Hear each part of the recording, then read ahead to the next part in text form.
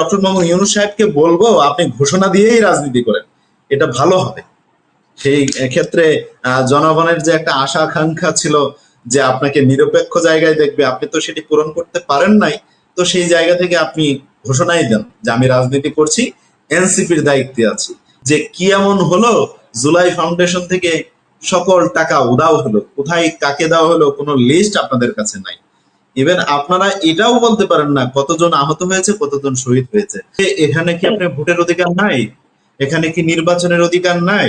এখানে কি জনপ্রতিনিধি নির্বাচন করার অধিকার নাই? জুলাই সনদ যদি বলতে চান, জুলাই সনদের কথা এই ৭১-এর স্বাধীনতার সনদ, অমুক সনদ বলে অনেক ভাবে আমাদেরকে বিভ্রান্ত করা হয়েছে। আমরা আর কোনো সনদের কথা শুনতে চাই না। আমরা নাকি রাজনৈতিক কর্মীরা নাকি ক্ষমতার জন্য পাগল হয়ে গেছি। ভালো কথা, এর আগেও কয়েকবার বলছি আমরা ক্ষমতার জন্য খুব পাগল হয়ে গেছি। আমাদের সাথে সাথে যারা নতুন পাগল হয়েছে তারাও তো ওই পাগলের খাতায় নাম লেখাইলো। কারণটা কি? জাতীয় সংসদ ভবনের সামনে মানিক মিয়া এভিনিউতে সেখানে নাকি ৪৭ লাখ টাকা ব্যয় হয়েছে রাজনৈতিক দলের নাম ঘোষণা করতে। তবে আমরা ভাই ছোট দল, তো আমাদের কেন্দ্রীয় কার্যালয়ে মাত্র ৭,০০০ টাকা খরচ করে আমরা সুন্দর করে দলের নাম পরিবর্তন করে ফেলছি। ডক্টর মোহাম্মদ ইউনূস সাহেব তো অঘোষিত এনসিপির সরকার বলতে হয়, অঘোষিত, কারণ উনি নিজেই বলেছেন ওনাকে ছাত্ররা ক্ষমতায় বসিয়েছে। তারপরেও এখন আমরা যদি বলি যে উনি অঘোষিত, সেটাও আমার মনে হয় খুব একটা মানে খারাপ দেখাবে না। যে এই মুহূর্তে অন্তর্বর্তীকালীন সরকার ভাবছে না আওয়ামী লীগকে নিষিদ্ধ করবার বিষয়ে, কারণ এটা রাজনৈতিক দলের বিষয়। এটা রাজনৈতিক দলের বিষয় না, রাজনৈতিক দলেরা ক্ষমতায় এখন নাই, ক্ষমতায় আছে ডক্টর মোহাম্মদ ইউনূস সাহেবের সরকারটি, যেটি অন্তর্বর্তীকালীন সরকার। তো এই জায়গা থেকে আমরাও জানতে চাই কতটুকু জুলাইয়ের চেতনা নিয়ে আপনারা আওয়ামী লীগকে নিষিদ্ধ করছেন, কিংবা তাদের নিবন্ধন বাতিল করছেন, কিংবা তাদেরকে নির্বাচন থেকে বিরত রাখছেন, সেই বিষয়টাও আমরা জানতে চাই। জুলাই সনদের আলোকে আগামী জাতীয় নির্বাচন, জুলাই সনদ বলতে যে প্রত্যাশা জুলাইয়ের ছিল, যেই জন্য আন্দোলন করেছে, যেই জন্য হাসিনাকে দেশ থেকে বিতাড়িত করেছে, সেই প্রত্যাশাগুলোই, যে প্রত্যাশা ছিল, প্রত্যাশাটা তো শুধু একটা নির্বাচন ছিল না, হাসিনার পতন ছিল না, আর একটা হাসিনার পতন হবে, একটা নির্বাচন হবে, একটা রিফর্ম, নতুন আমরা এক দেশ পাবো। সেই দেশ কখনো আর পিছনের দিকে ফিরে তাকাবে না। অতীতে যেইভাবে রাষ্ট্র পরিচালিত হয়েছিল সেইভাবে রাষ্ট্র পরিচালিত হবে না। আগামীতে আধুনিক একটা সিস্টেমে এবং জনগণের প্রত্যাশা নিয়ে রাষ্ট্র পরিচালিত হবে। সেই কারণেই জুলাই সনদে আগামী নির্বাচন। আপনি কি সেই ব্যাপারে একমত আছেন, স্যার যে কথাগুলো বললেন? আমি বলছি স্যারের কথা না, আমি বলবো আন্দোলনের কথা।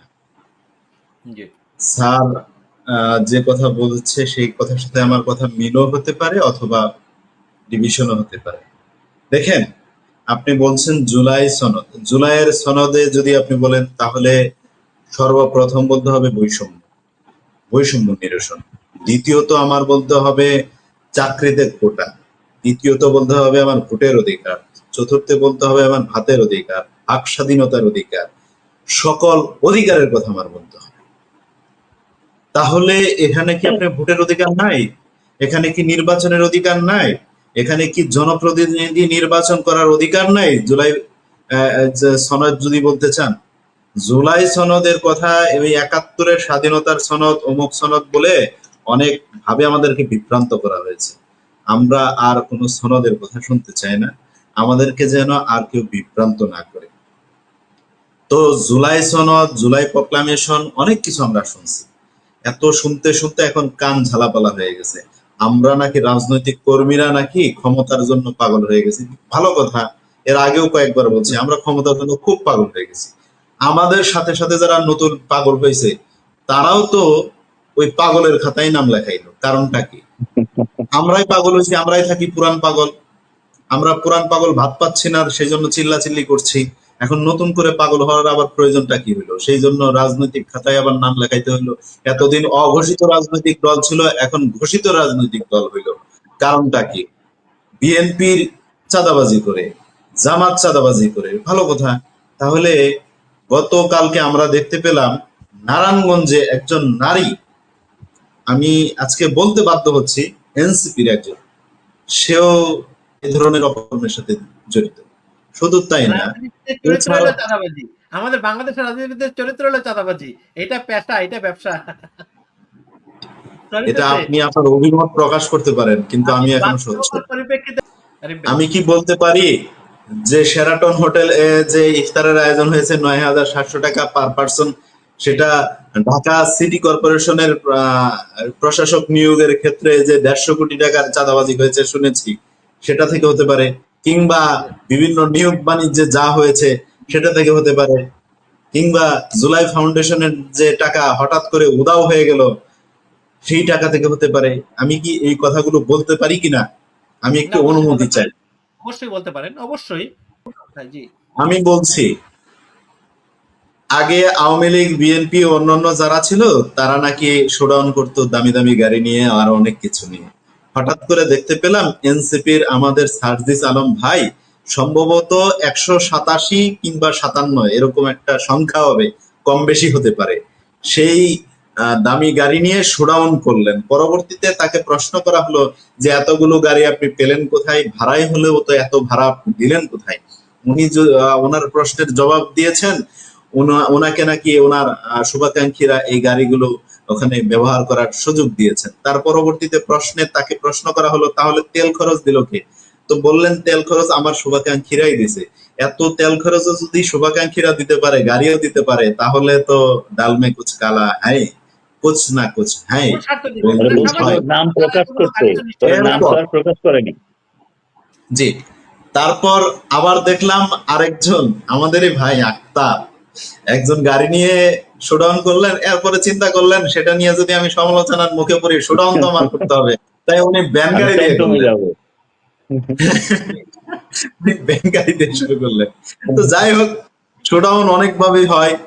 আমরা আবার শুনি এই যে জাতীয় সংসদ ভবনের সামনে মানিক মিয়া এভিনিউতে সেখানে নাকি ৪৭ লাখ টাকা ব্যয় হয়েছে রাজনৈতিক দলের নাম ঘোষণা করতে। তবে আমরা ভাই ছোট দল, তো আমাদের কেন্দ্রীয় কার্যালয়ে মাত্র ৭,০০০ টাকা খরচ করে আমরা সুন্দর করে দলের নাম পরিবর্তন করে ফেলছি। এই হলো আমাদের অবস্থা।